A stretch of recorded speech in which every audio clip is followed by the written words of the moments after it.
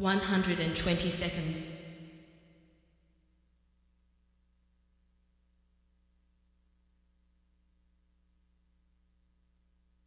110 seconds.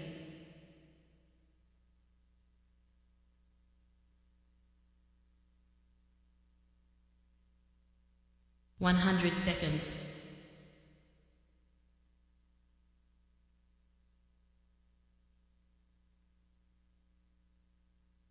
90 seconds.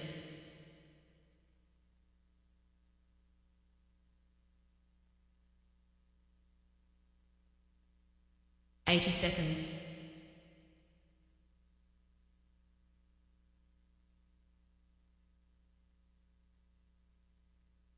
70 seconds.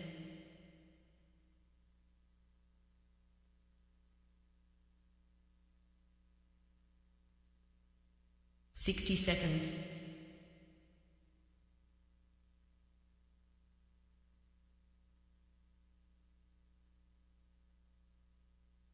50 seconds.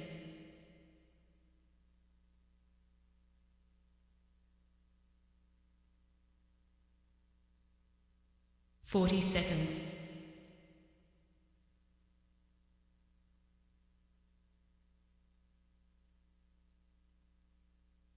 30 seconds.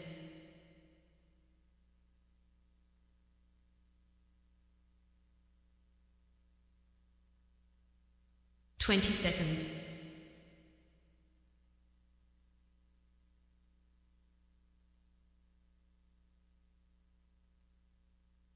10 seconds.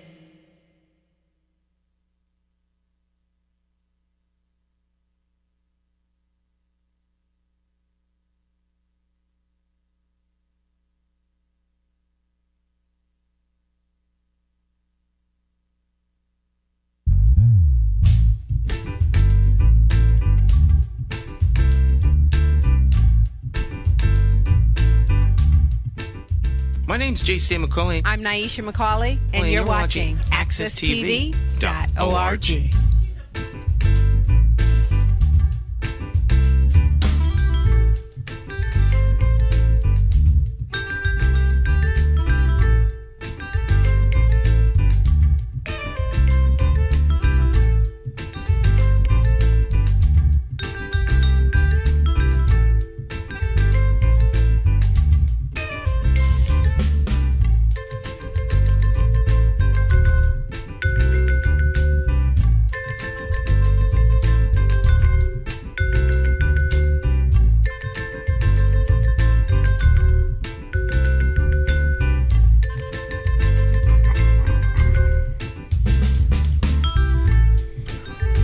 My friends, once again, it is indeed time to get our talk on. This morning, talk with me, your host, J.C. McCauley, along with the champions of talk.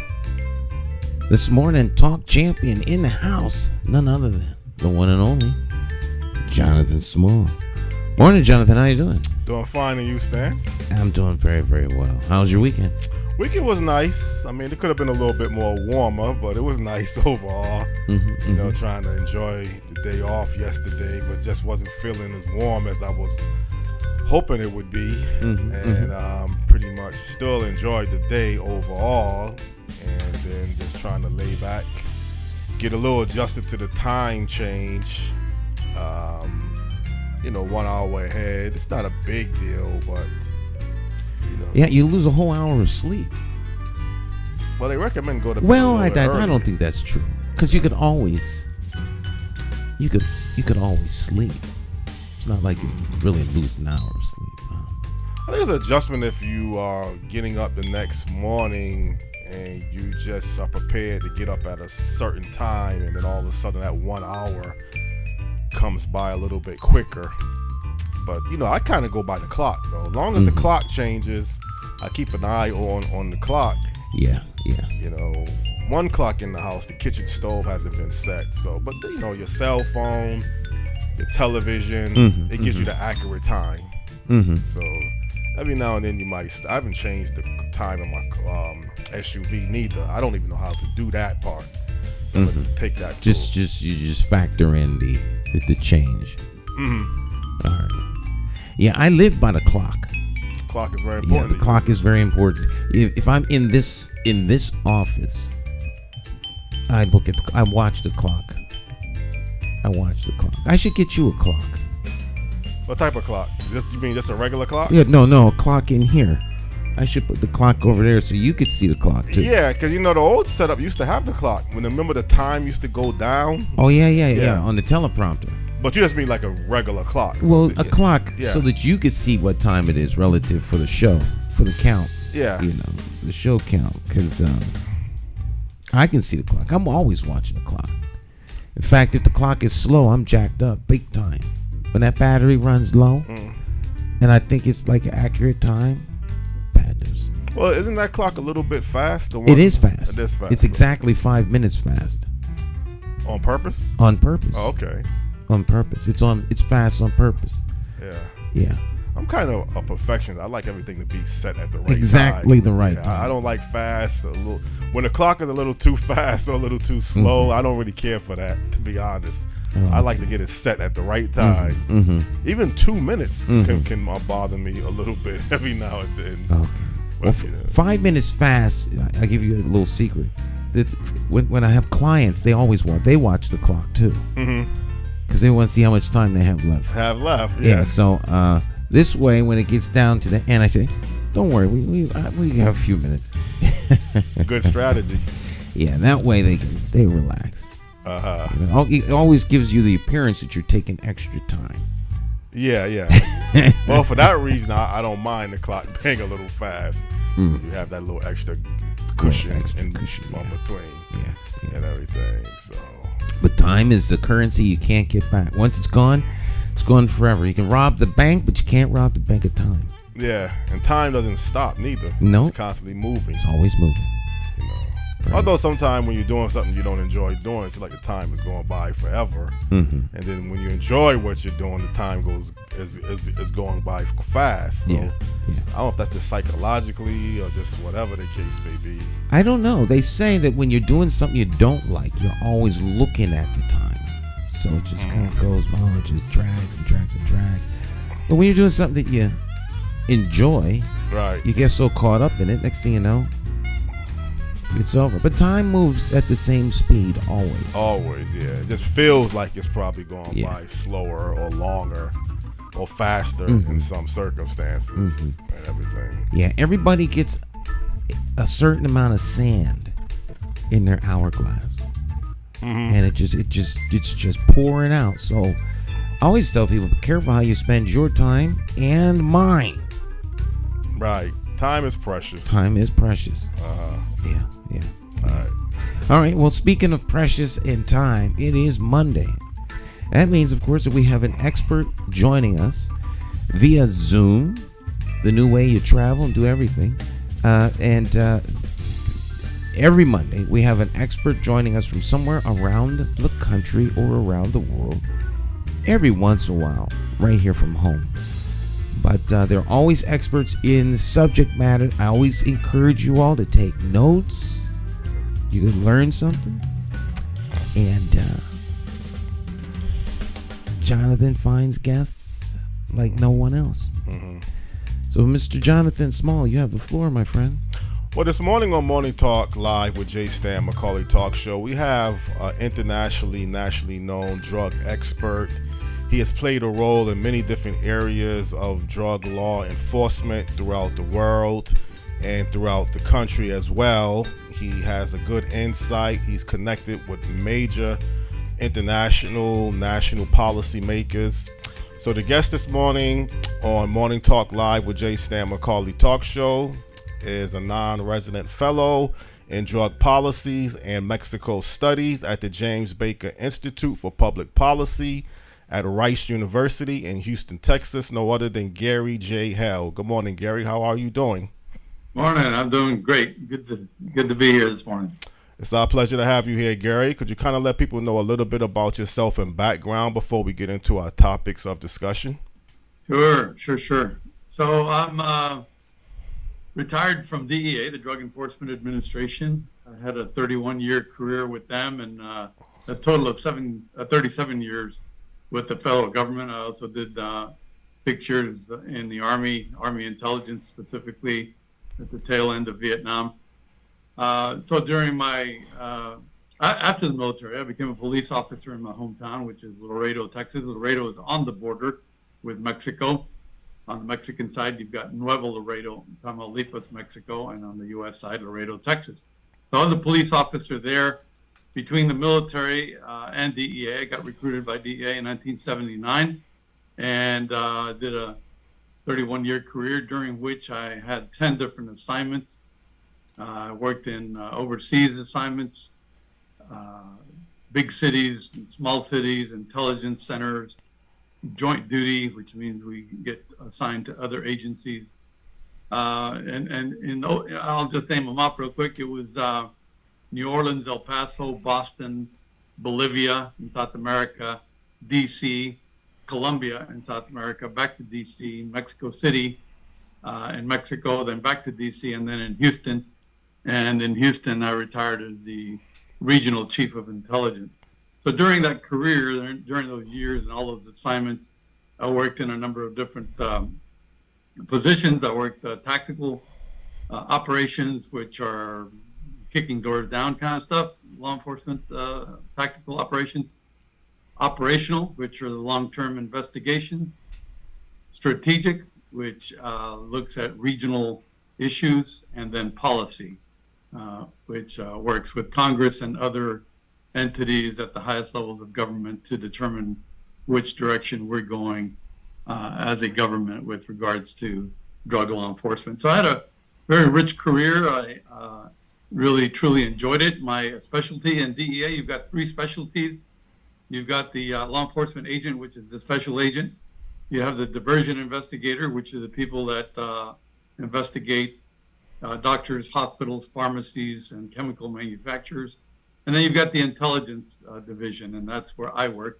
And the intelligence division provides direction, guidance to both the operations division and the diversion division. So it's a robust organization. DEA is kind of like the Marine Corps of the military. We're small compared to other law enforcement agencies, federal law enforcement agencies, but very agile and very innovative as an organization. So I truly enjoyed my career. My overseas assignments, like I said, were in Bolivia, Colombia, and Mexico City. So those were some of the hotspots that remain as hotspots today. So I enjoyed living in those places and working in those places, and have really nothing but good things to say about DEA and the folks that continue to work to try to provide some type of public safety to our nation. Well, Gary, one of the main problems of drugs is the fact that it is grown and it is processed and it is distributed and marketed. And the largest U.S. consumer market clearly is the United States.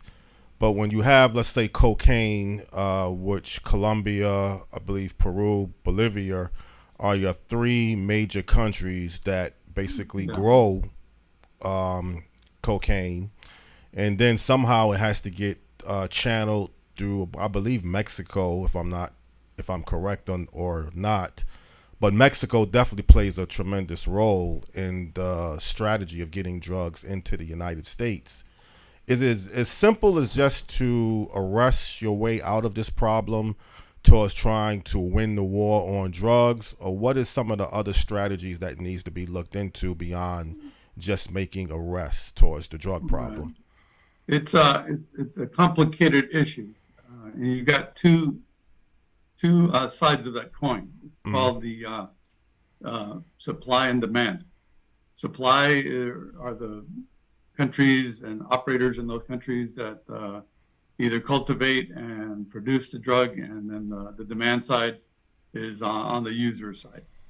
So we, as a government in the United States, have depending on your political views, we've flip-flopped between putting emphasis on the supply side of the equation or emphasis on the demand side of the equation. Generally speaking, the Republicans, which are more conservative in their viewpoints, are more supply side people, and the Democrats, which are more liberal in their thinking, generally speaking, are more demand side focused.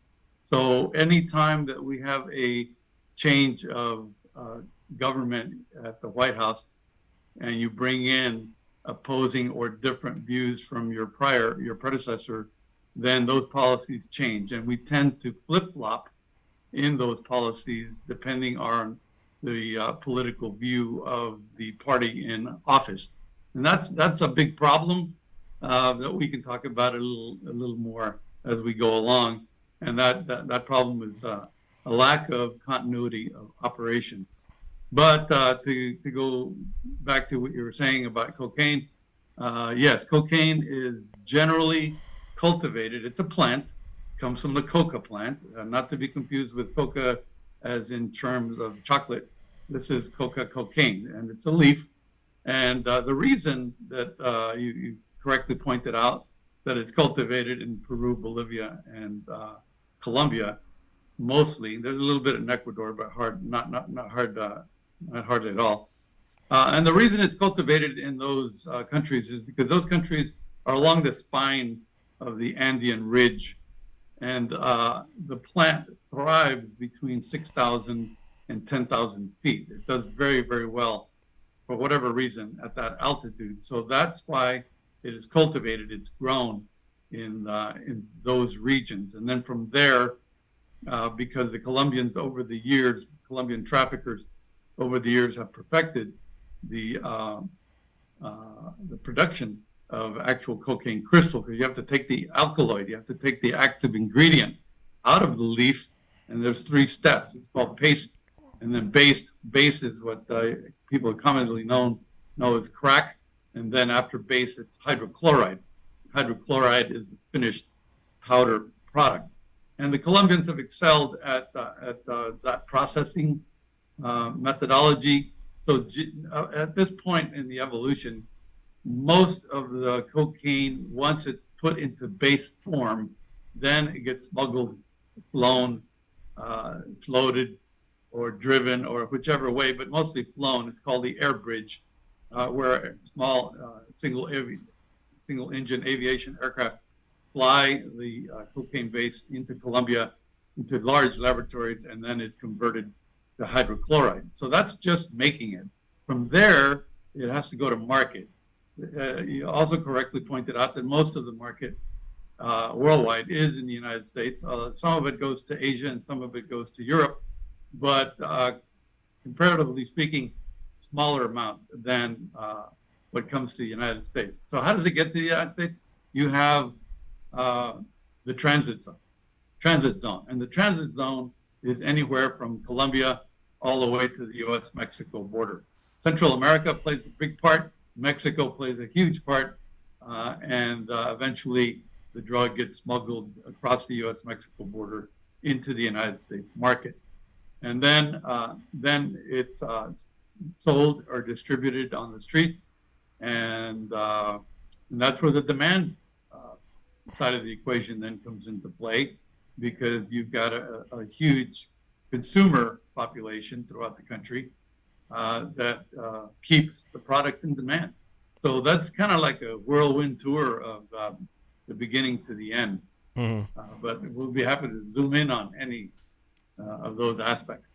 Well, Gary, one thing about drugs, whether it's cocaine, heroin, marijuana, fentanyl, I mean, you can just name your list of different drugs. Some drugs are clearly harder drugs than other drugs.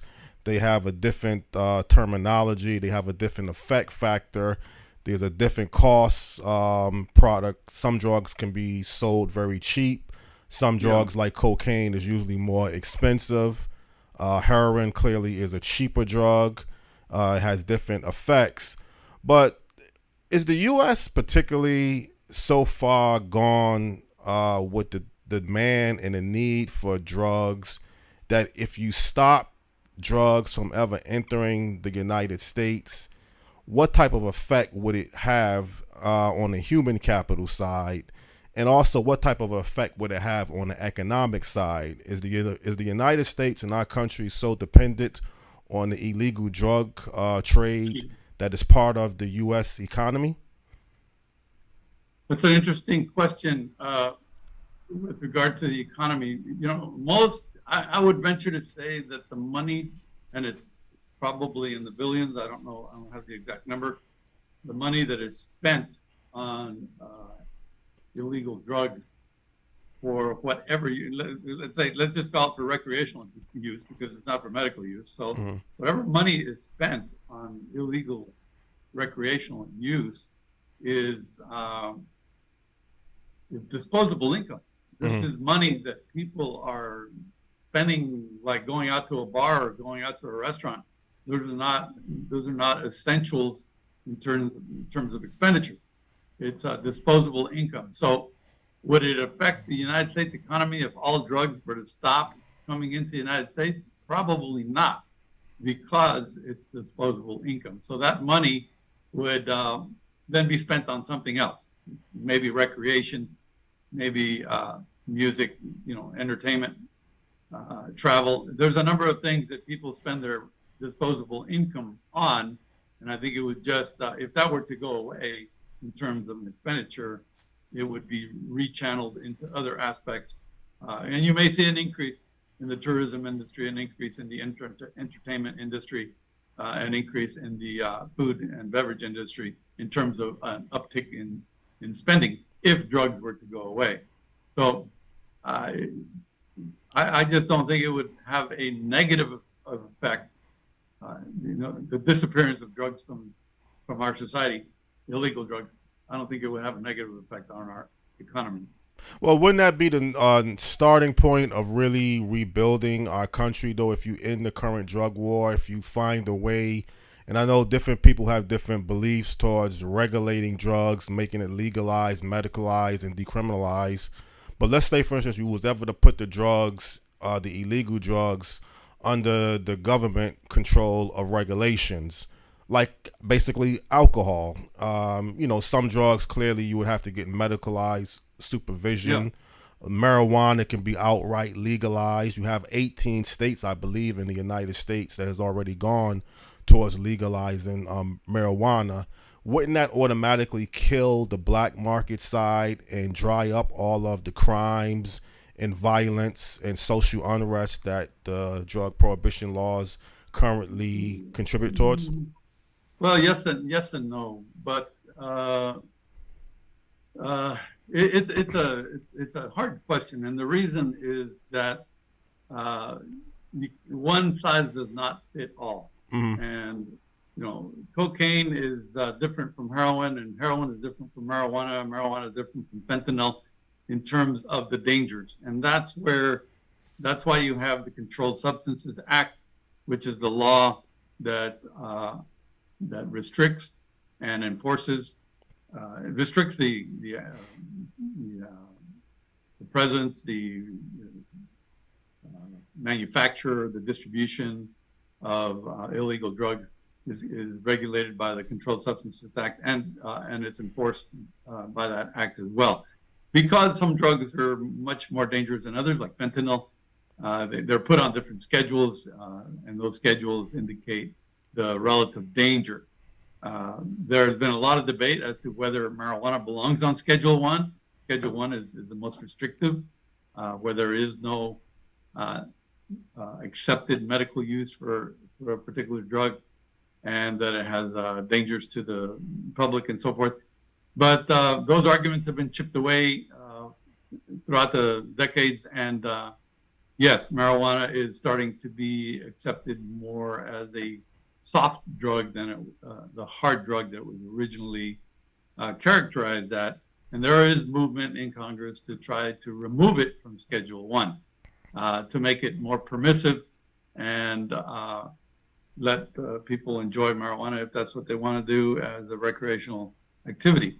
Now, if you move on to heroin and cocaine, that argument kind of withers. It goes away because there are dangers to addiction. There are dangers to life.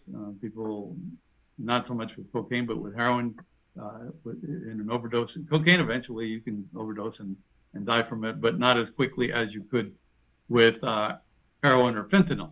So there are different dangers depending on the different drugs. And that's why they are controlled under the Controlled Substances Act. Now, you start adding confusion to the problem when you take into account all of the different countries that are involved in getting those drugs from their origin to the user market. It's called from the source to the street, or from the farm to the arm. As you're moving those drugs, they're passing, depending on the drug, they're passing through different countries that have different laws, different viewpoints, different social norms, and they may or may not be interested in controlling the drug to the extent that we are. Add to that corruption, where some corrupt officials are happy to look the other way to let the drug go through, and that complicates the matter in terms of having a viable counter-drug law enforcement strategy. So it's a complicated issue. As far as a trend goes, society is becoming more permissive across the board, whether it's gender issues or drug use issues. So as we are evolving through time, people are changing their attitudes, and some of these drugs may eventually be legalized in limited forms, such as marijuana is being now. Marijuana decriminalization is happening across the board. Marijuana use for medicinal purposes is also happening in a lot of locations.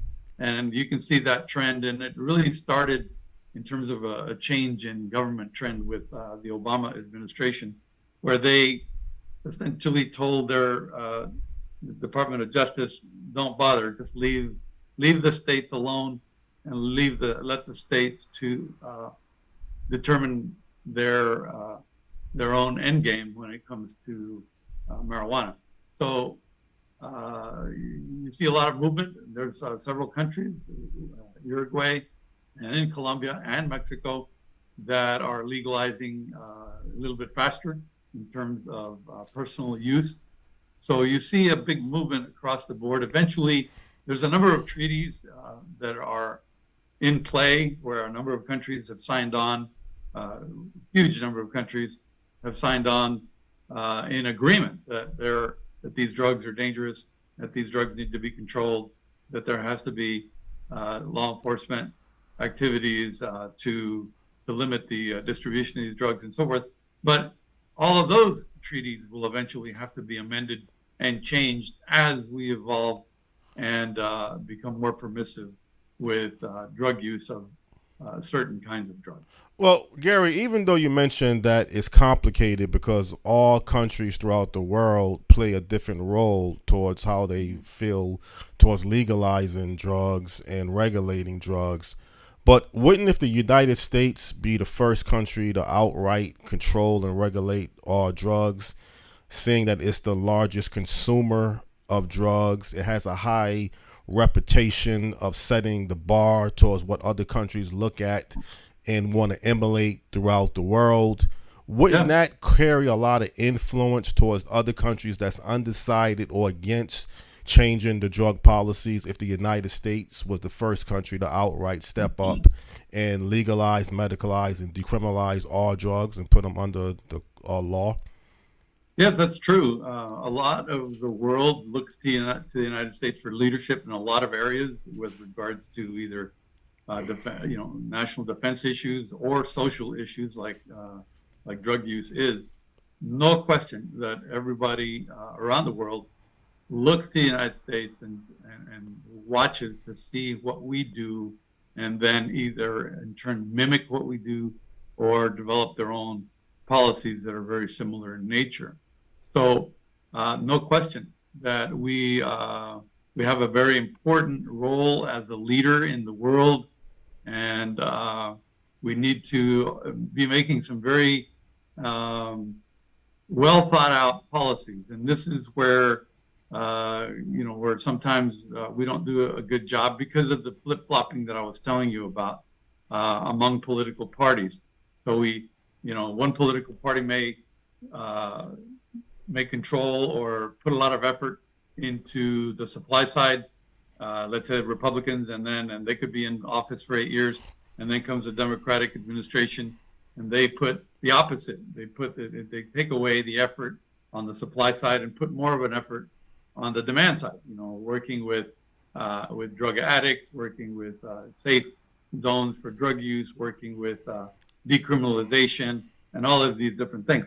So you have all these different outlooks in terms of policy, and as we flip-flop back and forth, that degrades our ability to be a leader throughout the world, because people in other nations are looking at us and they're saying, well, you can't even get your act together. How do you expect us to be able to follow when you keep changing the direction that you're going? And that's a lack of continuity of operations, and that's just inherent to our form of government. It's bad. We need to fix that. There needs to, the politicians are always talking about working both sides of the aisle. Well, they need to do a better job with some of these issues, including these social issues of drug use, and agree on one thing, whatever that one thing is. Hey, we're going to do X with regards to marijuana, regardless of the political party, and then have a continuity throughout time, as we were talking about early in the session, talking about time. As we progress through time, we need to have some continuity so that we can develop meaningful policies, laws, and treaties with other nations. Stan, I kind of want to bring you into this conversation one way or the other. I know how you feel about the fact that people shouldn't be using drugs because they need to be in a clear mind. And that's one reason that I would believe that you feel people shouldn't turn to drugs. But what about the drugs, illegal side of selling drugs? And I'm going to ask Gary this question, but I kind of want to get your opinion first. If people, other than the fact that, let's say, drugs are illegal, what are some of the other reasons why people shouldn't turn to selling drugs, other than the fact that we know it's illegal, but there's a list of other reasons that you believe that people shouldn't ever turn to selling drugs? Selling drugs? Yes. Well, I mean, because it's illegal is a really good place to start. I mean, and it's destructive. Mm-hmm. Drugs addict people. Mm-hmm. So it seems to me to be the height of exploitation. Mm-hmm. And so it's just, this might be overreach, but I think the analogy works. It's just like capturing a group of people and then forcing them into into the sex trade. Mm-hmm. Prostitution. Right. You're exploiting for personal gain. Mm-hmm. The community doesn't benefit from sales of drugs within the community. It deteriorates the community. It causes people to lose focus. They become addicted. They'll do whatever it takes to meet that addiction. So, recreational, as our guest has talked about, if you're spending discretionary income on entertaining yourself, one form of entertainment is just as good as another, as long as it doesn't bring you or the people around you a particular harm. Mm-hmm. But when you talk about drug sales, you're generally talking about illegal drug sales where lots of money are made because people are addicted to something and they'll do whatever they have to get the money in order to meet the need. Mm-hmm. So no, drug sales, I don't see drug sales being beneficial in any way. And you still don't feel it should be legalized, medicalized, and well, you do believe decriminalized. You said that in the past, that you think some drugs needs to be decriminalized. I think you probably decriminalize marijuana, but in your comment you said all drugs, all drugs should not be medicalized. Because to me, this is just this is not necessarily the truth or right. This is just Stan. Medicalization of drugs is it's like the opening of the door to legalization. There's a reason and a strategy for medicalizing certain drugs. Mm-hmm. There's a whole industry of drug therapy. It's not like we have to start, medicalizing everything. We have medical We have narcotics and drugs that are used for medicine ad nauseum and very beneficial to human beings as they go in for surgery and treat all kinds of diseases. You know, the medicalization of cocaine, the medicalization of LSD, the medicalization, everything that is being talked about. There's a reason why these things are under controls, as the guest is pointing out, is to limit access to these narcotics that are extremely dangerous for human beings to consume. Any questions you want to ask, I guess, Gary? And I'm listening. Well, that's where the quality control, the danger is in the quality control. We're talking about medicalization of some of these drugs, like taking cocaine or heroin, for example. There's a lot of medical use as for pain management, and that's where we got into the opioid crisis. Pain management gone wild. It went completely out of hand. But there are legitimate uses for some of these drugs, whether they're opiates or stimulants. Cocaine is a stimulant, but there's lidocaine. There's all kinds of derivatives. But the key difference is that these drugs that are used for medical purposes have a very, very strict quality control regimen. That means that when they say they're going to give you 0.05% of cocaine in your lidocaine to numb your gums when you're at the dentist, it's exactly that. Whereas what you get from the streets and jungles of Colombia, you have no idea if it's 95%, 100%, 105%, 65%, and much less when it gets onto the streets of USA, Philadelphia, San Antonio, I don't care where you are. Once the drug traffickers on the street get a hold of the drug and they cut it with different cutting agents, you have no idea, first of all, the purity of the drug anymore, and you have no idea what the adulterant is. The adulterant being the cutting agent. It could be baking powder. It could be rat poison. You just don't. It could be sugar. It could be flour. I mean, it could be anything. And that's where the danger comes in, because now you're adding uncontrolled adulterants to an uncontrolled quality control.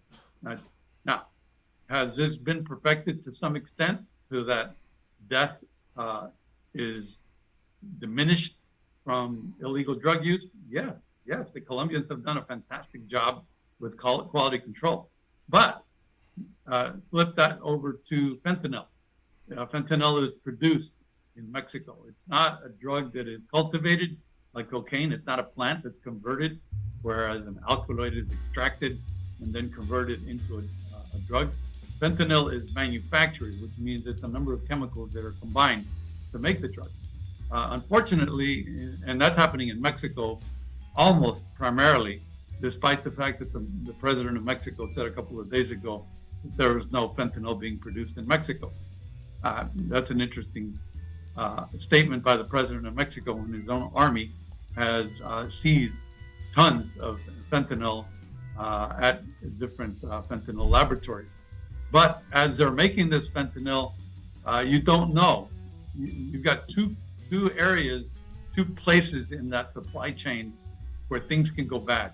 One is at the manufacturing point, and one is at the distribution point in terms of quality control. So you could make a fentanyl batch, and it could be 150% potent or 95% potent, and then you can send that batch to the United States and get to the streets of wherever, and it's being laced with something else. So by the time somebody consumes it, they could be, taking their final pill forever.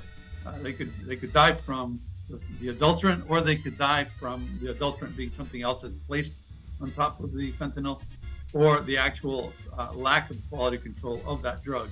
So it's a dangerous situation. You're basically putting a gun to your head and playing Russian roulette every time you take a fentanyl pill, because you don't know if it's going to kill you or not. Those risks have decreased somewhat significantly with marijuana, and less significantly with cocaine, and even more less significant with heroin. So those, and then fentanyl being the worst of the bunch at this point in illegal drug manufacturing. There's always a trend that's being followed by the drug traffickers. They see where the drug use market is going, and they find opportunities, and they adapt to those opportunities to give the consumer market what they want. But the consumer market just needs to be smart. Hey, if you're going to do this, you have to realize that it could be your last pill. So, and that's why, because there is no quality control, or very little quality control, and it generates a tremendous individual danger to your life, if not health. Mm-hmm. Stan, you going to take a break now? Okay. Well, Gary, I do want to respond back to that, and I do have some questions relative towards what you just stated, but I believe we want to take a quick commercial break. Are you up on the commercial? Okay. We'll take a break. Okay. And we'll be right back. Stick and stay. Don't go anywhere. Very interesting conversation. And I hope you guys are listening, taking notes. Don't go anywhere. Morning Talk.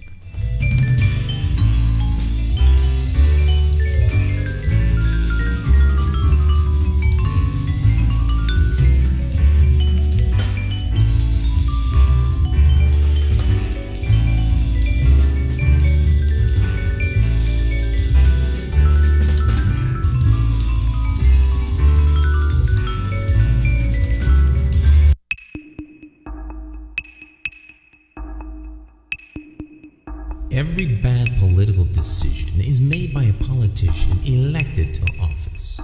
So if you think your vote doesn't matter, just remember this. There are people sitting with politicians in a back room making deals about your future, making policies about your children, making decisions about your neighborhood. To them, you are just a vote. You are not their cause. You are just a vote. Elections have consequences, and if you don't vote, you are actually voting to keep these people in power to work against you. Now more than ever, you need to make your vote count. It's time to clear the air and vote for a mayor that is unbought, unbossed, trusted, and accountable to you, the constituent. My name is J. Stan McCauley, and I am an independent thinker, and I approve this message. I'm asking you for your vote on Tuesday, September the 12th, 2023, in the Democratic Party primary election for mayor of the city of Hartford. For more information, visit McCauleyformayor.com. Have the courage to vote your conscience and vote for the name you trust and know. Vote J. Stan McCauley for mayor.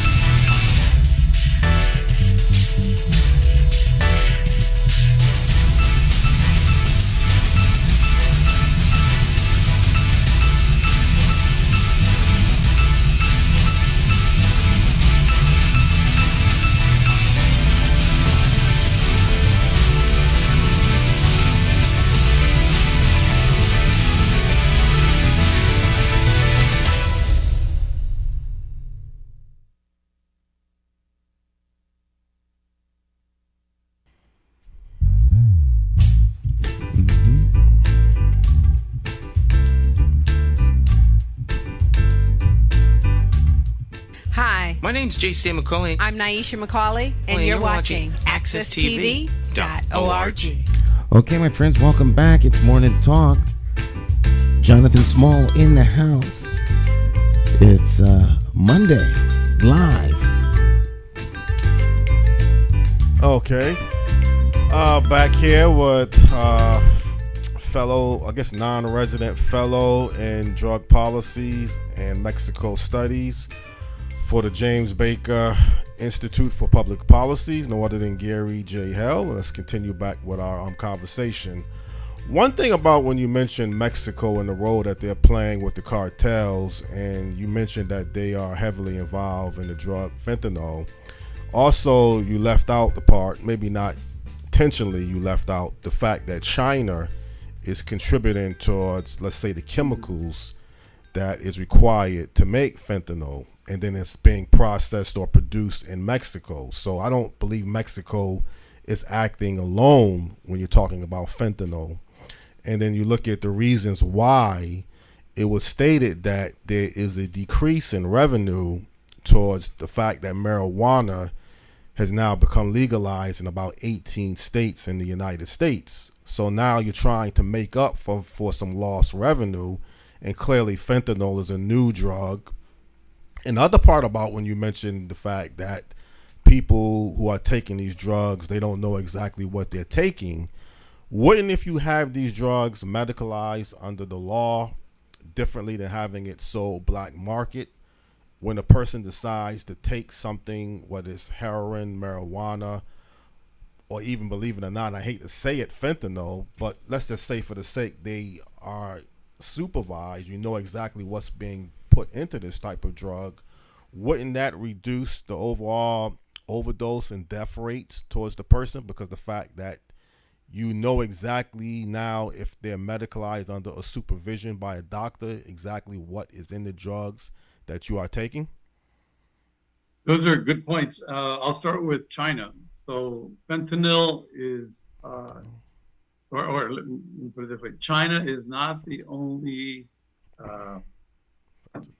drug that supplies chemicals that eventually make drugs. For example, before fentanyl ever came into the picture, methamphetamine was a big deal. It still is a big deal, but the attention has gotten away from meth and has been refocused over on fentanyl. So how do you make methamphetamine? It used to be manufactured in garages, in motel rooms, in trailer houses, in barns, all over the United States. And how is that happening? Because the active ingredient in methamphetamine is ephedrine. And ephedrine is the same drug and chemical that is in Sudafed, Actifed, all of the antihistamines. So people were going and buying all of the it was not regulated at the time. So people would buy all of the Sudafed and Actifed pills that were in Walmart, let's say, a couple thousand boxes of pills. You crunch them in a blender. You run them through a various chemical process to separate the active ingredient, and you make methamphetamine. So, but you need a lot of chemicals, and you need the raw product, and that the raw product of ephedrine was being bought off the shelves in the United States. DEA passed laws in the late 80s to stop that and to regulate. That's why you have to show ID if you're going to buy any kind of ephedrine product at a pharmacy, so that people can't buy in wholesale quantities off the shelf. So then the entire production of methamphetamine moved over from the United States over to Mexico. The Mexican drug trafficking organization saw an opportunity, and they started making methamphetamine at the wholesale level. But where do you get the quantities of ephedrine to make ton quantities of methamphetamine? Well, guess what? Ephedrine also comes from a plant. It comes from the ephedra plant. It's extracted, the alkaloid is extracted, then it's turned into a powder. That happens primarily in China, India, and to some extent in Germany, but in Germany it's already been converted to ephedrine. So the raw product, the ephedrine that comes from the plant that is being used in Mexico to make ton quantities of methamphetamine is coming from China. And the chemicals, they're called precursor chemicals. If you use a chemical to wash a drug, to clean it and to make it better, like in cocaine, those are called essential chemicals. If you use a chemical that becomes part of the end product, then that's called a precursor chemical. Those precursor chemicals, in the case of methamphetamine and in the case of fentanyl, are coming from China. Unfortunately for us, we don't have a very good relationship with China right now. DEA does have over 85 representation in over 85 countries of the world. We have a representation with China, but the Chinese government just doesn't want to hear it. This is something that they don't care about because it's in the black market. So, and it doesn't account for much in the way of the balance of trade between the United States and China. So, and you know what? It's an American problem from their point of view. So they really don't care. They don't cooperate. China does not cooperate with the United States when it comes to international investigations to try to identify the sources of these drugs, of these chemicals particularly. We had multiple outreach efforts with the Chinese when I was with DEA, and they just, because we would find barrels in Colombia of chemicals, of essential chemicals. We would find barrels of ephedrine in Mexico from China, of precursor chemicals. Just ton quantities of the raw product that is then used to manufacture the end product illegal drug. And the Chinese just wouldn't hear it. They just wouldn't hear it. They just don't want, they don't care. Your problem is not my problem, is their basic attitude with regards to that. Then you move that product in shipload ton quantities into Mexico, and it then converted into the final product. So Mexico has a responsibility, number one, from allowing the illegal importation of these chemicals into Mexico, and two, allowing those chemicals to be converted into a deadly product, and three, then allowing those chemicals to be exported into another country. In some places, that could be an act of war. But in our society, our government looks at it, we kind of, unfortunately, from my point of view anyway, look at drug abuse as a medical problem. Somebody's got an addiction, so therefore they're sick. And if they're sick, then we have to treat it as a sickness. To me, it's a choice. The very first time that you choose to light up, whether it's a cigarette or a joint or pop a pill, you're making that choice. So if that choice turns out to be an addiction, I don't know if that truly converts itself into a disease. Maybe, maybe not. That's up for debate. But now that we're talking about drugs as medicine, I'll address your second point about what if drugs such as fentanyl, heroin, cocaine, and other drugs were chemically regulated so that you would have quality control. Well, you could do that. You could do that theoretically, but why, if that's true, if we were to take that model and say, let's regulate some of these what are called dangerous drugs like heroin and fentanyl, if we were to regulate them to the point where the manufacturers would have very strict production and quality control routines, if that were to be the case, well, why is that?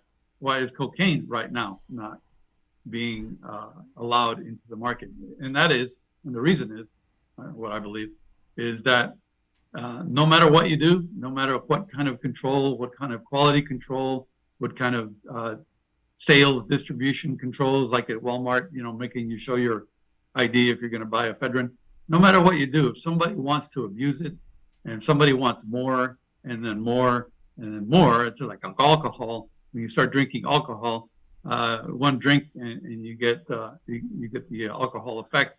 But after a while, you're going to need 5 drinks and then 10 drinks because you become accustomed. Your body becomes accustomed to that drug, and you need more of it. So the same thing happens with marijuana, with cocaine, with heroin. We become habituated, physiologically habituated. Our bodies become used to it, and then we just need more of it to maintain the high or the effect that we seek. So even if you did regulate it and to the point where the product had a very strict and a label that said X amount of percentage of active ingredient is in this pill, yeah, you could do that, but the potential for abuse is still there, and that's where the problem comes in. Well, excuse me, Gary. You know, you're answering the question is excellent, and there's no disagreement with what you just stated. But one part that I believe you left out, why many countries don't want to turn towards regulating and legalizing and medicalizing these type of drugs, is that they are more profitable having these drugs sold on the black market. If you take a drug like fentanyl, particularly, I just heard a report like in Mexico, the average factory worker makes about $23 a day. Right. They can make over $100 a day processing and manufacturing fentanyl drugs. And that goes into many other different types of drugs. There's a tremendous amount of money having these drugs being sold like under a black market level, comparable if they are going to be regulated and sold legalized. What would happen to the cartels in Mexico? What type of income would that now say to the Mexican government, who you could say is involved with having these drugs being sold? Are you suggesting that the governments of these countries are the real suppliers? They are contributing factors. I would say in Mexico, cops do get paid off. I know that happens here in the United States as well. But I would have to clearly say that if these drugs, well, who's at fault, number one, if the drugs can get into the border? You have the DEA and other homeland security levels. Somehow along the line, if you have these drugs being sold as a black market level, there's a lot of money to buy off people. I mean, they get in through airports, drugs gets into our prison systems. There's so many different ways that drugs gets into places that it's illegal to get into. So somebody got to be turning the other way, allowing it to happen. Yes, I understand you do have drug seizures. You do make arrests. You do confiscate a lot of drugs.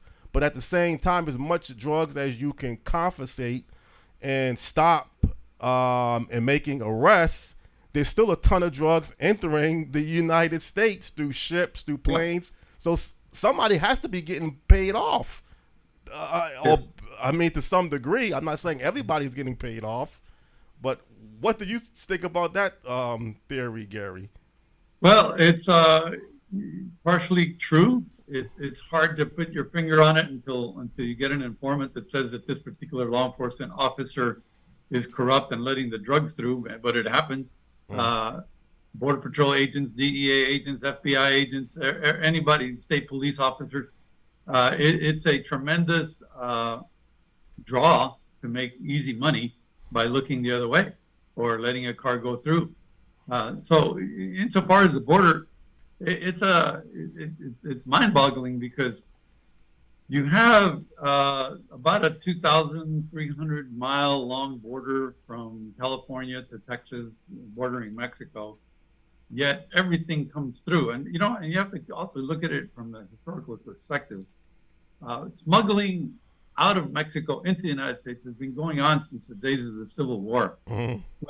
When the North needed cotton for uniform, they would smuggle cotton from Mexico around.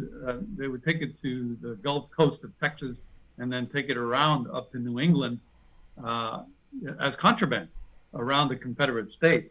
So and then came alcohol and then came drugs. So smuggling has been a way of life in Mexico for decades, if not centuries, and it has become part of their economy. So it is it is something that is not going to go away because it's part of their social fabric. The society depends somewhat on the money that's made from illegal activities, and at this point, what's going on in Mexico has gone much more beyond just drug trafficking. They have the cartels, so-called cartels in Mexico, which originally started as drug trafficking organizations. Then they're now being labeled as transnational criminal organizations, and I would argue that they should be labeled as armed criminal organizations. But the reason they went from drug trafficking organizations to transnational criminal organizations is because they evolved away from only drug trafficking as a source of income to all illegal criminal activities, just like the traditional organized crime mafia organizations that we know, whether it's trash, whether it's insurance, whether it's extortion, prostitution, gambling, alcohol, you name it. Whatever the illegal activity is going on out there, these cartels in Mexico are now involved. So they evolved away, and drug trafficking is only one of many business lines that they manage. So it's quite a huge enterprise that generates tremendous billions upon billions of dollars of revenue that has woven itself into the fabric of both of our nations, not just Mexico, but in the United States as well. But isn't the key, again, keeping something drawing billions of dollars of revenue is the fact that it's illegal in black market? Wouldn't, once you make something legalized, wouldn't that kind of shift the revenue and almost dry up the cartels? Or would the cartels still be able to make lucrative money? Yeah. I'll give you a micro example of what you're talking about, and it's a perfect example, and that's marijuana. You mentioned it a few minutes ago. Most of the marijuana in the 1980s before the 1980s, most of the marijuana coming into the United States was coming from Mexico. And then it started coming in from Mexico and Jamaica. And then in the 1980s, mid 80s and beyond, from Colombia. So you had three sources of marijuana coming into the United States: Mexico, Jamaica, and Colombia. Then, so what happens? As time goes on, Americans started messing with cultivation and the indoor grows and all the super potent marijuana that is now being grown in the U.S. It got so good. And at the same time, you have this liberalization of our laws allowing for medicinal use, decriminalization, and personal use. At the same time that's happening, the quality of the marijuana that's being cultivated has increased such that it is so good that the Mexican, Colombian, and Jamaican marijuana can't compete. They cannot compete against American cultivated marijuana. It's the best in the world. So that has had a tremendous impact on that business line as a moneymaker, particularly in Mexico. And that's why you see a shift into the manufacture of methamphetamine and fentanyl. If one dries up, then in terms of revenue maker, then they move to another. And they have done that very successfully, even when that revenue source dried up in the United States as far as marijuana goes. Well, I think I asked you this earlier earlier during the show, and it's a hard pill to swallow, but sometimes you have to be realistic, particularly if the U.S. is the largest consumer. And I hate to keep saying the U.S. alone, because I know there's other countries throughout the world that do consume drugs, but certainly not at the level that the United States consumes drugs, the harder drugs in particular. If people are so dependent and so used to having something made available, and the drugs all of a sudden gets dried up, there's no way that you can get heroin, cocaine. Well, marijuana is legalized now, so I don't know if you want to put that drug in the same category. But clearly, if you're talking about cocaine and heroin, you have to replace something. You know, there's some medical evidence, and I know with heroin you have the methadone clinic that you have to weed people off. You just can't stop people cold turkey with that particular drug. Now, I don't know about the other drugs in particular, but the mentality also is people are so ingrained to looking for something to either increase pleasure or just become addicted to something. So or to get zoned out, to get zoned out. And, you know, former First Lady Nancy Reagan stated it as simplistically as she can, just say no. But I don't know if that theory can really carry a lot of weight, telling people to just say no to something. I mean, you have to say yes to something too. Yeah, I think it unfortunately speaks to the deterioration of our society. Right.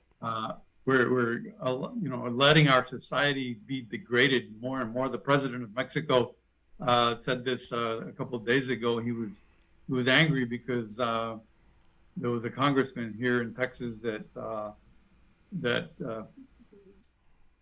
recommended or proposed that military action be taken against the cartels in Mexico, and that's when the president of Mexico made some comments saying, you know, the United States society is deteriorating because of its voracious appetite for drugs.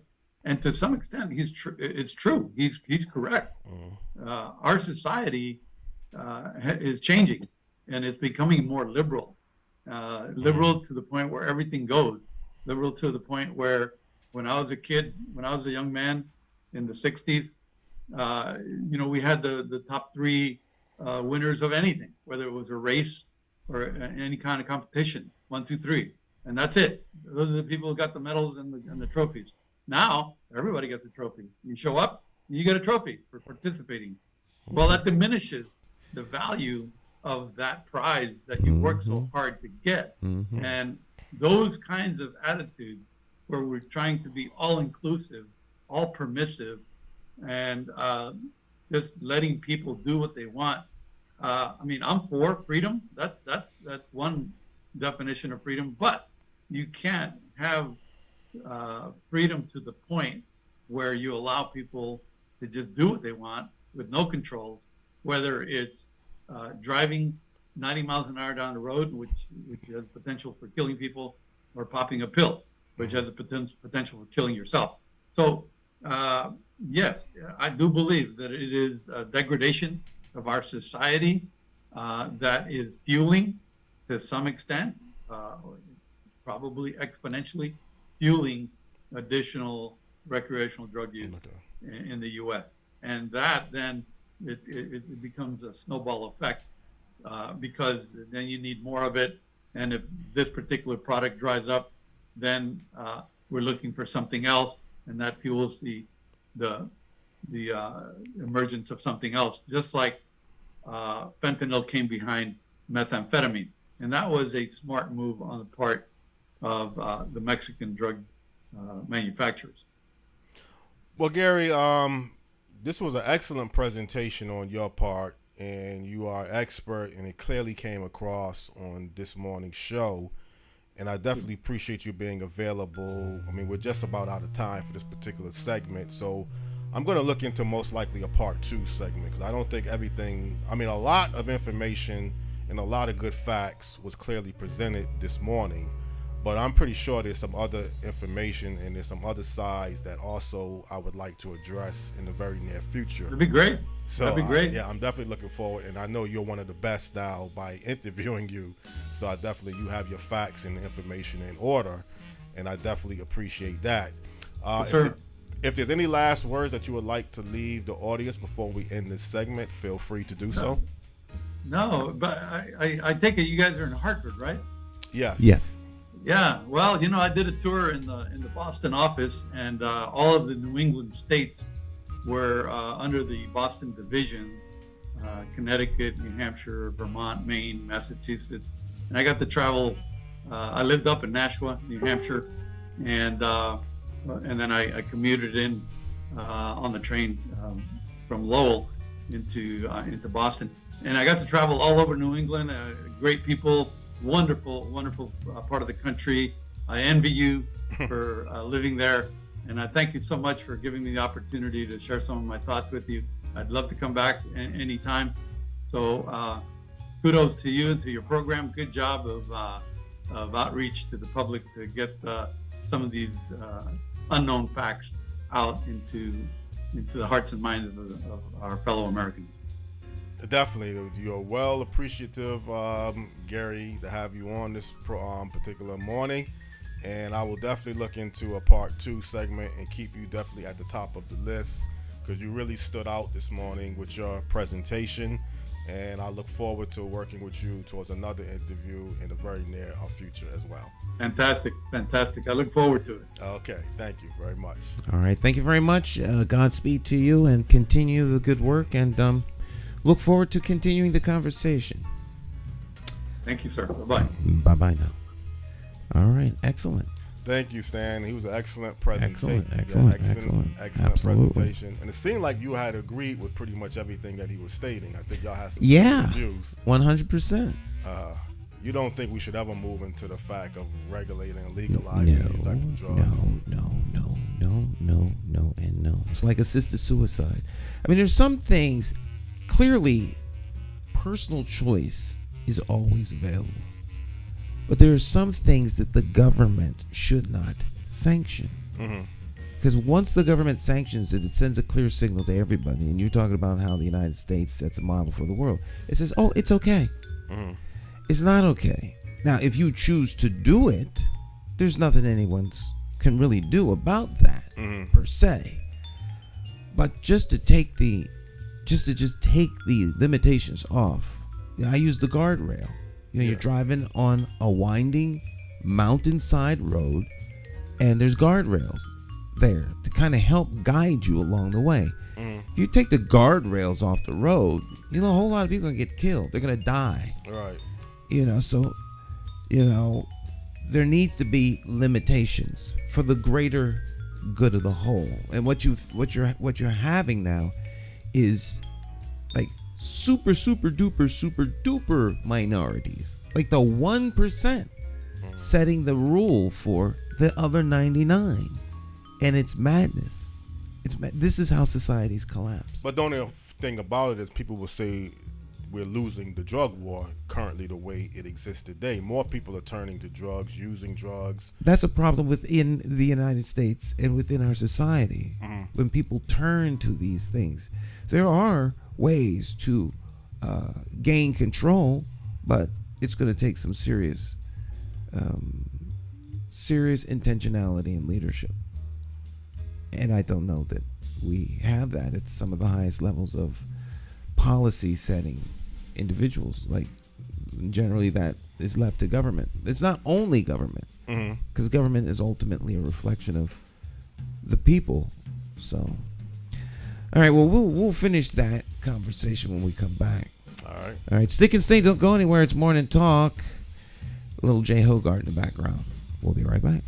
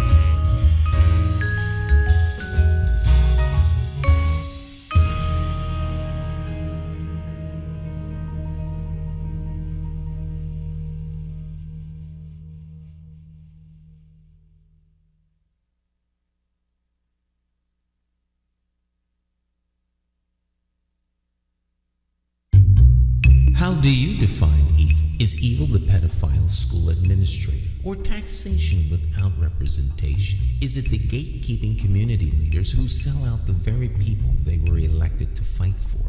Or is evil the politician that puts out lies and takes in cash? However you may classify evil, having to choose the lesser of two evils still leaves you with evil. Nowhere does this rule apply more than during an election for mayor. Choosing a candidate who is the lesser of two evils still leaves you with evil. No wonder so many people don't vote. It's time for the constituents to flip the script and vote for a mayor you can trust. My name is Jason McCauley. I am an independent thinker, and I approve this message. I'm asking you for your vote on Tuesday, September the 12th, 2023, in the Democratic Party primary election for mayor for the city of Hartford. I, like you, am an independent thinker. So let's sit down and talk about my path to victory and why my 5-point plan for Hartford will work. Stop listening to the uninformed evil interests that tell you I can't win. For more information, visit McCauleyformayor.com. Have the courage to vote your conscience. Vote for the name you trust and know. Vote McCauley for mayor.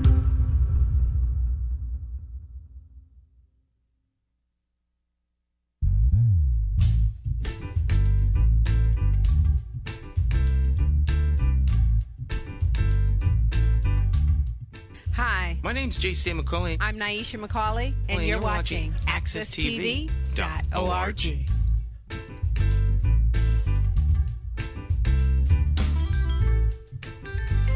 All right, welcome back. Morning Talk. I'm your host, Jason McCauley. And the champions of talk. Every Monday, Jonathan Small is here. Wednesdays, it's Dr. Maya Bowen and Cacique. And on Fridays, it's Cleo Duke Wright. Then you can catch the repeats on Tuesday, Thursday, and Saturday, Sunday.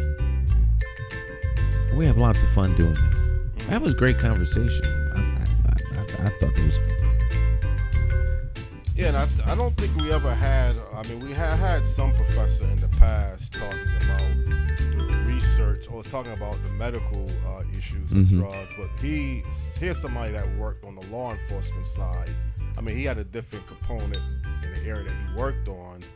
I don't know if he was directly making the arrest, but he definitely had the intelligence side that he had mentioned. So you're getting someone that was part of the Houston DEA, drug enforcement agency, narcotics. He spent time in Mexico. He's traveled to Bolivia, Peru. I mean, it's an international. But before drugs hits the street corners on any urban streets in America, there's a huge process that he had addressed, how it gets, made and now funneled here, and then it gets to the level where people can get it on the street level. Again, Like anything, like a car or sneakers or your food. Food, yes, process. Before it gets on the nice shelf at the Whole Foods or the ShopRite or the C-Town, it's got to go through a whole process. Someone's got to pick it, pack it, ship it, sort it. Well, I've heard people in the past who used to sell drugs or was thinking about selling drugs. They got to the point that they can't be part of selling poison. I think sometime That's a good way to be. I like that. Yeah. The mind got the little conviction came upon them. Selling poison to make killing someone else so that you could profit. But the only thing about this whole drug market is it goes from the cartels all the way down to the low-level dealer. So you have the cartels who played a big role on the top, and then you have the suppliers, the middleman, and then you get down to the low-level dealer. It's like any other business, though, Jonathan. You got the auto cartel. They just don't call it a cartel, or the diamond cartel, and it finally gets down to the low-level dealer on the street that's got a little jewelry store or a car dealership or a corner store a bodega.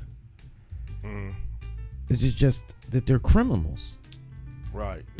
They're a criminal enterprise. There's no way of. They're still business people, but Yeah. they're criminals. Right. And that's why you can never justify what they're doing, because they are criminals. They're criminals. Right. So the argument, the fact that I'm just a little guy, why you're bothering me? Oh, you but you're talking still about the street Yeah, level? yeah. I mean, why you gonna just arrest me for trying to make a little money, but you're still a criminal? I'm not saying what you just stated. Well, it doesn't. The drug dealer, the street level drug dealer isn't the only criminal. There's lots of criminals. Yeah. The bank robber, the stick-up man, Mm-hmm. the mugger, the rapist, I mean, there's all kinds of criminals. Right. All kinds of criminals. But sometimes if you knock one criminal element off, then it could turn into another criminal. And But that's, what do you? Right. you know, Like roaches, you get rid of one and then there's another one. Mhm. If you don't get to the source. Right. Well, I think that's the key, getting to the source, but getting to the fact that, and obviously you can't guarantee that people are going to turn out and be a law-abiding citizen. There's going to always be some factors that's going to contribute to someone turning to crime. But certainly if you have money in something and it appears to be lucrative, if it's not lucrative, it makes it a little bit more of a challenge and difficult to compete. Because I've heard people in the past saying, it's hard for me to compete with the drug market because there's just a lot of money involved in drugs. If there was little money, and now people may say, well, there's really not much money at the low level side, that you could be better off working at McDonald's at some time than being a low level street dealer. Well, it depends on what people want to do for their money. If you don't want to, I don't know. Well, I think it's simple. You like the fact that you can buy something and sell it. That's what you like to do. You feel like this is the way you are an entrepreneur. This is your gift. This is what you enjoy doing. What you talking about? The drug dealer? Drug deal. That's basically what it is, a drug transaction. So you find another method that they can turn what they like to do. I think that's idealistic. Yeah. You don't want I just to work. like buying and selling and retail. The whole retail thing just turns me on. So Yeah. I want to stand out in the cold and just sell drugs and get shot at. It all comes with territory. Criminals are criminals. Right. But a lot of people are involved in the illegal drug trade. On A all lot levels. of people are involved in all trades. Right. All businesses require a lot of hands and a lot of people. That doesn't make it better or worse. Some things are illegal, some things are not. Well, I would say more people are probably going to prison, getting shot and killed over the illegal drug trade than, let's say, other crimes. I mean, that might be the bigger difference, though. The cartels are killing people in Mexico because of the drug. There might be other crimes that people can get kidnapped and get killed as well. But So ultimately, what is your point? well, I What said is your again, I point? said it to the guest Gary J. Hale during the show. If you took these drugs out of the black market, would it reduce the crime problem? That's what Cliff Thornton has always stated with efficacy. That you have to, at least at the very least, will attack the crime. It'll only reduce the crime to the degree that the criminals decide to get right. Because there's always going to be someone who wants it for cheaper. Right. You could get cars everywhere, but there are a lot of people who will go to great lengths to get a car cheaper because it's stolen, repackaged. If folk can find a way to get what they want cheaper, they will. There's black market cigarettes being sold right now. Yeah. There's places in Hartford you can go and get you a Lucy, right? You get you a single. You can get anything you want. Cocaine, guns, Right. sex. Yes. It's part of Whatever you want, you can go out and buy if you have the money. Right. So it doesn't get rid of the criminal element, because criminals will always find a way to make money. Yeah, but maybe you won't be having somebody battling over this turf. I mean, that's how it has been for a long time.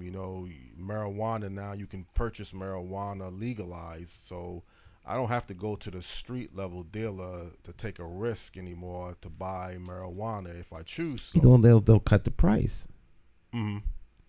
There's gonna be a base line price for cannabis sold legally, and then the criminal will come in and undercut it. Mm-hmm. Where people will go to get it cheaper. Right.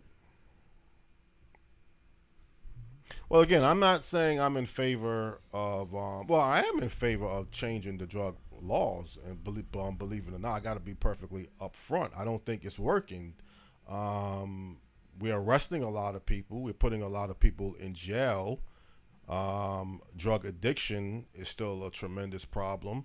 People are still over. I think fentanyl is the leading cause of death amongst a group of demographics of people in this country. I don't know the age bracket. I think it's the leading. I'm not familiar with those statistics. Yeah, well, it's but staggering. It's a sad situation. Mm-hmm. So, having stated that, is this just information for people to know, or what are you trying? Again, it's bringing an expert on, as I like to do, before me and you have this type of conversation, so we have something to have a reference on, not just being you talking about our opinions and our beliefs. We had an expert who worked, and Gary kind of believed the same way that you believe, that they need to stay illegal, the drug. I mean, this is what it really comes down to, Stan, having it legalized or illegalized. We can talk around the issue. It's not going to be legalized for the most part. Mm-hmm. It's just there's too much money to be made. Well, I'm glad you just said that, because that's what I had mentioned. It's too much money. You know, there are lobbyists right now 3 blocks from here at the state capitol who are trying to influence outcomes with legislation that's going to be beneficial to the people who are paying them to go up and lobby on their behalf. Mm-hmm. The cartels have lobbyists too. Right. People who are working to make sure that these things stay illegal. Illegal, right. And they have lots of money. Yes. And they corrupt entire systems. They corrupt governments. They corrupt judges. They corrupt superintendents of schools. They corrupt everybody. Ministers, because of the money. So it's a dual thing. It's greed and the love of money, right? And an escape from the pressures of society. The society is breaking down. Yeah. Excuse me. Because there are no rules. Yeah. Imagine if they took the referees off the football field. You can do what you want to do. Just let them play. Yeah. You know, why is the referee always getting in the way of the game? Just let them play. Yeah. Well, and then they'll turn into what? They would be out there killing each other. Yeah. You need rules, but you have to still examine the rules and the laws that you have on the book too. You just can't say because you have a law that sometimes the law doesn't need to be changed, because there's certain laws that may not be working as best as it's designed to work. So after a while, you do have to look at the laws. I mean, laws are only as good as your ability to enforce them. Mm-hmm. The laws do not stop people from doing stuff. Right. The law does not stop you. The law gives those in authority the tool it needs to hold you accountable and convict you, and therefore sanction you. Mm-hmm. Because there's a rule. Where there's no rule, where there's no law, there's no violation. You could do whatever you want. Right. And you can do whatever you want, and no one can hold you accountable. And when you have a society that is like that, it doesn't take long before it spirals out of control. Everyone does whatever they want. And so the rules limit that. That doesn't mean that people still won't do stuff. But when you send a clear signal, you could do whatever you want. So we wouldn't be better off having marijuana legalized. And I guess it's still early. Marijuana is, for the most part, legal. Yeah. But I'm saying, it's Connecticut now and other states that have legalized marijuana. Are they going to be better off having it legalized than it were when it was illegal? That's the $1 million. I think at the end of the day, marijuana is not that bad of a substance. Right. But it's in the same drug family, so that's the thing about. Well, I don't think smoking cigarettes is good. No, it's not. The Surgeon General has always they're said. legal. Right. And it's not a good thing to smoke. So you're right. Right, but it's legal. Yeah. So you should be able to buy cigarettes wherever you want. I mean, marijuana to me is like cigarettes. I'm not a fan of smoking. Mm-hmm. Well, there's two ways about marijuana. Some people will say it's the gateway drug to other drugs, and some people will say it's just a drug that you can use and be in control of, and you never turn to any other harder drugs. So there's always two different theories about marijuana. Some people say it's the gateway. At some point, you're going to want something harder. Some people will say you'll always... I think people want something harder because that's where they are. Mm-hmm. They want something harder, so they go and get something harder. Right. I don't think that marijuana is necessarily a means by which you will automatically become addicted to heroin. Right. That's true. So, I have no real data or history to support anything around this because it's not an area of huge concern to me. Having said that, the argument that marijuana is a gateway drug helps keep it illegal. Right. And there are individuals who profit from it being illegal. But now that they've changed their business model, they will now profit from it being legal. Because they will control the market. Squeeze the little guy out. Yeah. You won't be able to compete. You can't open up a cigarette company that's going to be competing on any major level. It's like a microbrewery. They're not going to let the microbrewery get to be this huge chain. The competition is always there. Some places will use rules. They'll use the system. They'll use the legal system to regulate you to death with a new law that says that you don't have the right to do this in this particular area or some zoning thing. But, they're not killing folk like the unregulated, drugs on the street. The competition kills you. Right. And again, I don't have all of the facts and information on the latest 2 homicides in the capital city of Hartford. Terrible. But I would say that's a sad cry. The first incident, clearly the person was shot. And it's kind of ironic because I had mentioned to you last week about Baltimore Street, how I didn't think that was, and sometimes you can't even blame the street. It just happened that he was shot initially on Baltimore Street in the broad daylight. And I guess he was trying to drive himself to the hospital, driving down Albany Avenue, and then ends up crashing into other cars at the corner of Albany Avenue and Woodland Street. A young man, his father actually went to school with, a long time ago. But that was a horrific incident. I didn't see it. I mean, I did see the police heading to the scene. But for people to witness something like that in your community, and fortunately he didn't cause no other deaths or injuries, driving. I don't know what rate of speed he was even driving when he crashed into those cars.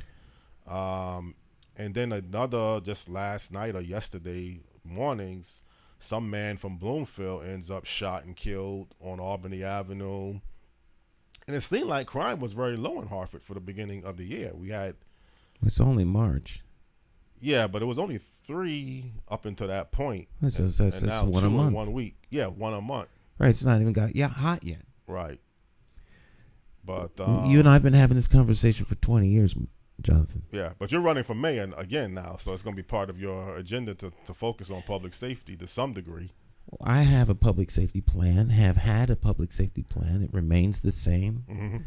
Violence is an outward manifestation of a different problem, and it is a health issue. And so it has to be treated like a health crisis, not a crime crisis. But there's money in fighting crime, much more so than fighting health. And so, police departments are funded by these crime-fighting dollars. It doesn't mean that we don't need the police. We do need the police. The police need to be supported. The police are not the enemy. It's a misguided approach to how you deal with the real problem. Well, did you look at the segment yesterday that I sent you about real stories with Mayor Luke Bronin talking about some of the legislation laws of having the repeat offenders constantly being released or not there's a problem of many repeat offenders. That was I didn't watch it, but I'm familiar with what you're talking about. Elliker and some of the other mayors were doing a press conference asking for, I guess, the prosecutors to be tougher because they know that a lot of these crimes are committed by the same people over and over again. Repeat offenders. So that's a serious problem there. You're trying to run for mayor of a city and you have a lot of repeat offenders constantly not getting sentenced long enough. They're constantly going to continue doing the same type of crimes. I think that would frustrate anybody to know that this person shouldn't even be on the streets. Well, that is true. Why are they out? Because there are liberal, and I don't mean politically liberal, there are very laxed rules that are applied. Right. One can only come away with one thought. There is an intentional desire to have chaos within the society. It benefits someone's agenda. Yes. Because you can kind of pinpoint this is where the problem is coming from. The repeat offender. Most crime is done by a small group of people. Everyone's not criminals. Right.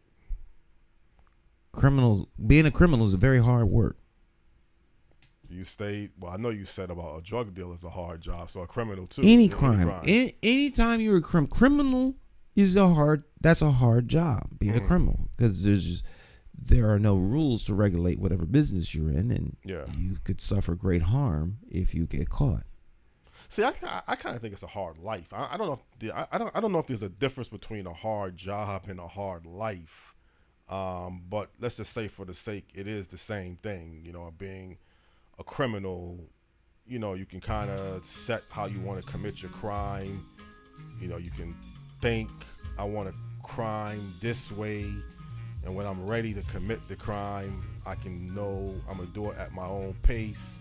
I'm under a lot of pressure. I'm under a lot of figuring out exactly how to go about committing the crime. But the actual process of a crime, I don't know if it's a hard job to do. Crime is very difficult. It's yeah. difficult. A lot of times crime comes out of desperation. If you have to feed your family and you don't have a job, you're going to eat. Right. Just to feed yourself. So what do? You do whatever you have to do. One way to make money is through the illegal sale of narcotics, right, or to steal something from somebody. All right, but it's all a crime. Yes, it's crime. But if you want to really attack some of these issues, you have to find the root cause of the issue, just like you would a public health crisis. So if you have some sort of manifestation of stuff going on your skin, then you find out what it is that's causing that. Or you find, oh my goodness, it's tooth decay. There's poison in your system that's causing this. So we remove the bad tooth. Right. You see what I'm saying? You don't put makeup on. You get rid of the bad tooth. You get rid of the bad tooth, or you get rid of whatever it is that's causing the issue. Well, poverty is a huge contributor to the issues that are in urban America and in suburban America. Because where you have all these little crystal meth labs out there, and the double wide and the single wide, those areas are impacted by poverty. Yeah. So you could undercut a lot of this by making sure that people that are impacted by poverty have opportunities to be gainfully employed. If they shipped off a lot of the work that people were doing to foreign countries in an effort to get more money, greed, and the regulators relaxed a lot of those rules that prevented these things from happening. And it happens at the detriment of the society. So people are making these decisions that impact everybody. And I guess, we're running out of time. Yeah. We have to talk about this some other time because we're running out of time. Yeah. Well, like I say, hopefully you're putting yourself in the right position, Stan, to be able to do something about things that you see as a problem. And again, I would assume that's why you're looking at running for mayor again for the city of Hartford. So, you're doing a good deed. The fourth time you're going to be running over a 15-year period. It is the fourth time, unlike other people that didn't win. I continue to try. Try, yeah. Right. It's interesting because people make it sound like I'm the only person that lost the election. There's a whole lot of people running, and a whole lot of people didn't win. But you run the most. I run the most because I don't get the. I remember the very first time I ran, they said you're not going to win, but that does not matter because the question really is, what will you do after you lose? That was the very first time I ran. Right. They said if you keep at it, then everyone will know you're sincere. So I keep at it because the reason for running hasn't changed, and nothing, and the fix hasn't arrived. And in my never to be a humble opinion, the people who are currently running don't have an answer or solution, and I don't think that they would be good at the job. And you believe and care about Hartford enough to want to run and to try to make a difference. Yes. Once again, put it all on the line. The first time I did it, I lost my job. Right. 2000. With that as the backdrop, I'm willing to lose everything again for Hartford. So. Well, like I say, put yourself in the position, whatever your campaign strategy is going to be, how you want to go about running your campaign. I mean, that's going to be real important. And at some point, get to the point that you are the Democratic nominee. That's the next step towards September or whenever they have that. September the 12th. The 12th. Is it important for you to get the endorsement of Mayor Luke Bronin, or that doesn't matter to you? It's important to get the endorsement of everybody. I would be stunned, shocked, and awed to get the endorsement of Luke Bronin. Right. I don't see that happening by any stretch of the imagination. Yeah. Okay. That is not likely to happen. Okay. Right. So I'm not actively seeking the mayor's endorsement. There are a whole lot of other people that are doing that.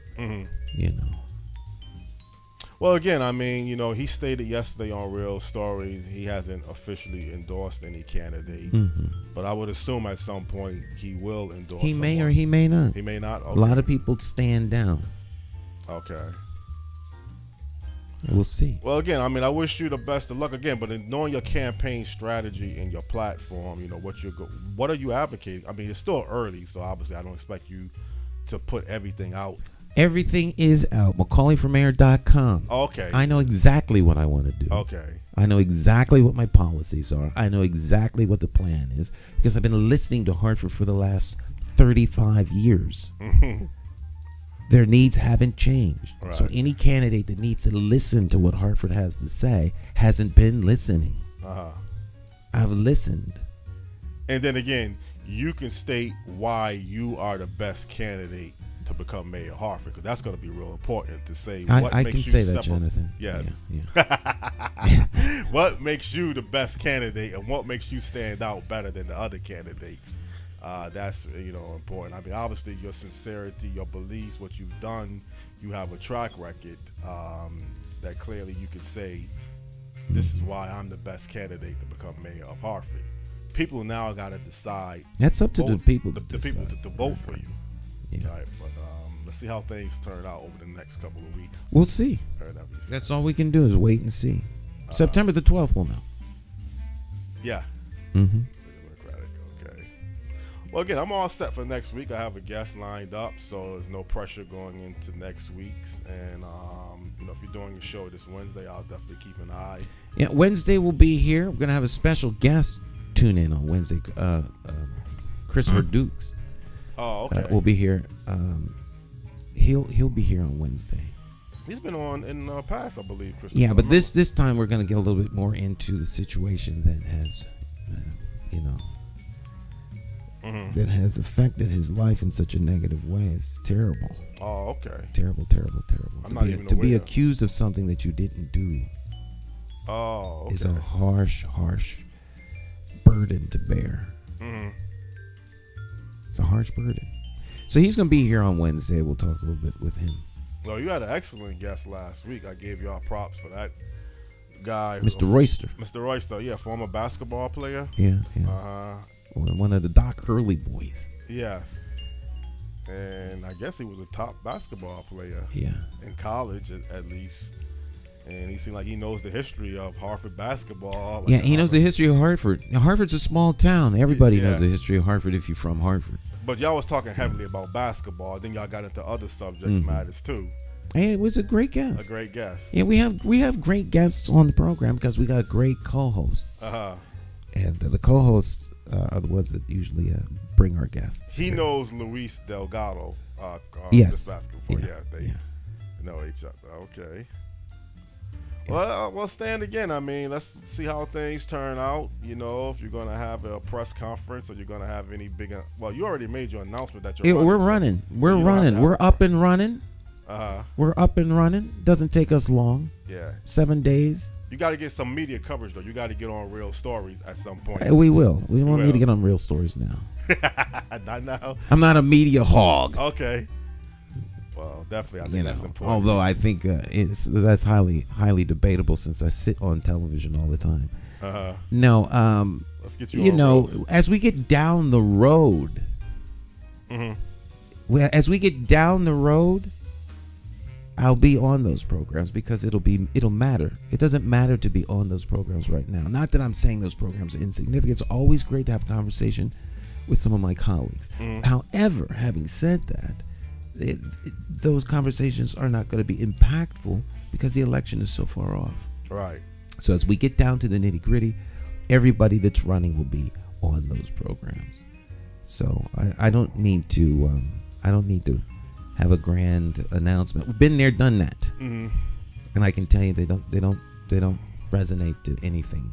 So you rather get on later than earlier, right? No, I'd rather just get started with the work. With the work, okay. With the work.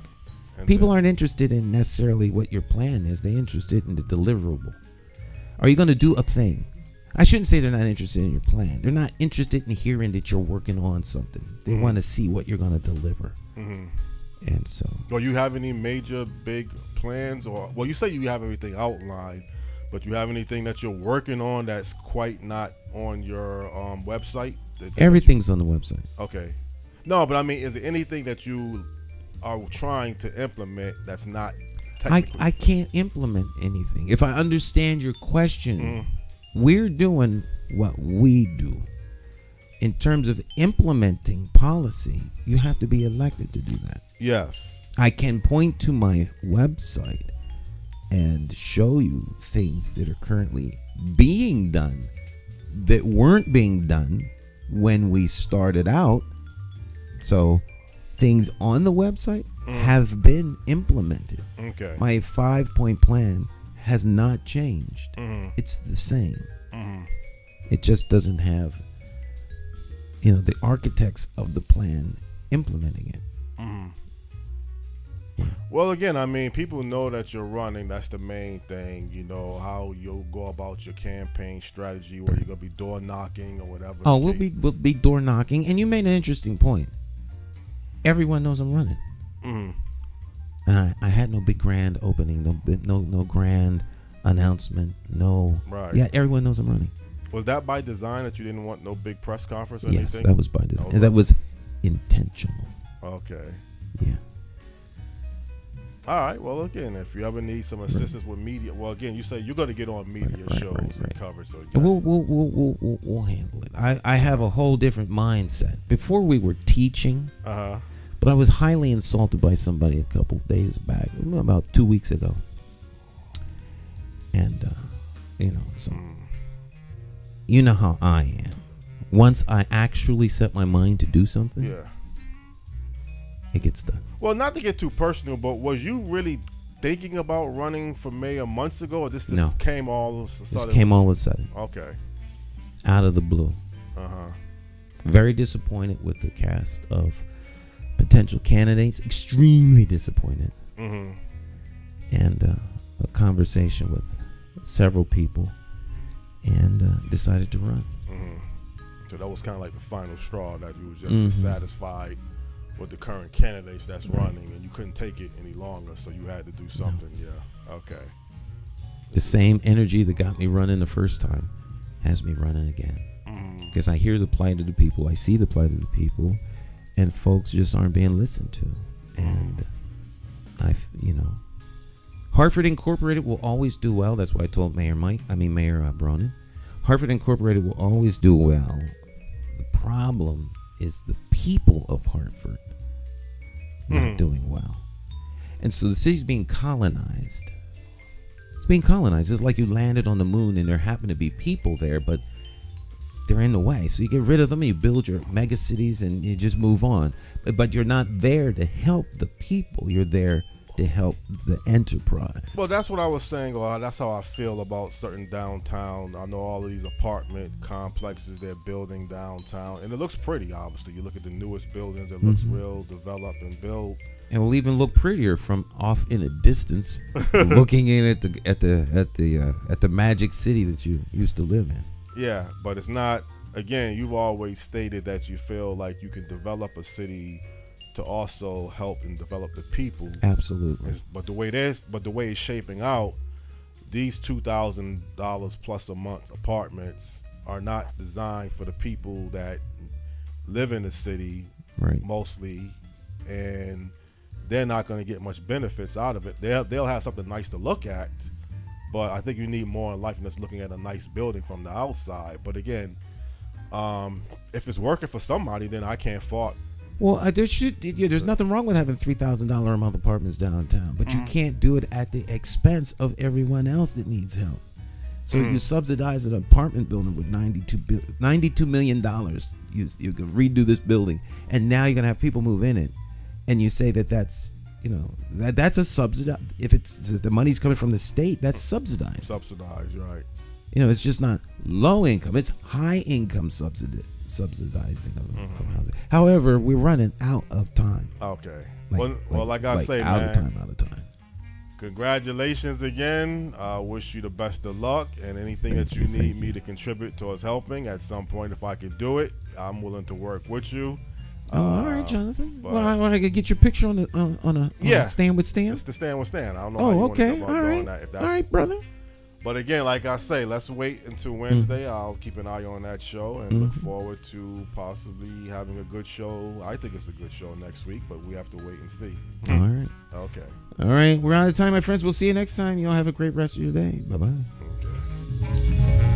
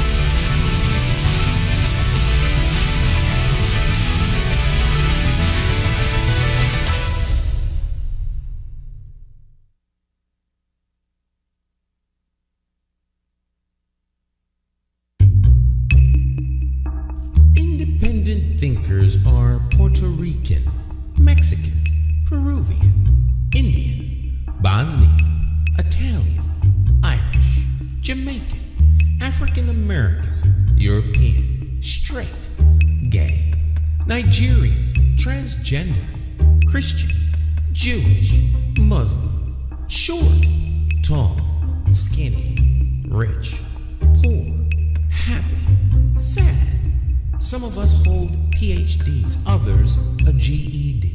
Even though we may be Democrats, Republicans, or members of the Working Family Party, we as individuals are more than our political parties. You see, independent thinkers come from all walks of life, and the one thing we all have in common is that we love, live, laugh, and learn in the city of Hartford. My name is J. Stan McCauley, and it's time to move beyond the party line and vote for a mayor you can trust. I'm asking you for your vote on Tuesday, September the 12th, 2023, in the Democratic Party primary election for mayor of the city of Hartford. For more information, visit McCauleyformayor.com. Vote J. Stan McCauley. Have the courage to vote your conscience and vote for the name you trust.